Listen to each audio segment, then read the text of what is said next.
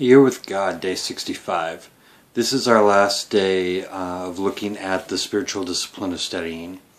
The final reading was out of 2 Corinthians.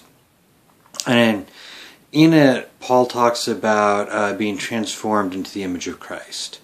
He says, and all of us with unveiled faces seeing the glory of the Lord as though reflected in a mirror are being transformed into that same image.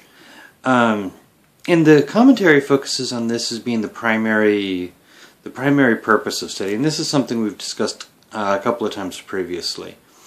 The goal of study is ultimately to be transformed into the image of Christ.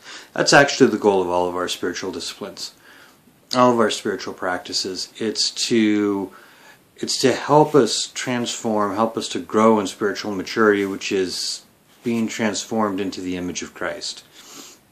And ultimately, anything and everything we should do, or we do in the area of spiritual growth and spiritual formation, should have this ultimate goal in mind, of leading us closer and closer and closer to the image of Christ. And that's the measuring stick to which we should measure all of these spiritual practices. Do they help me get closer to that image of Christ? Do they transform me more and more into Christ-likeness? So, this is the end of last day of dealing with study. Tomorrow we open the spiritual discipline of confession.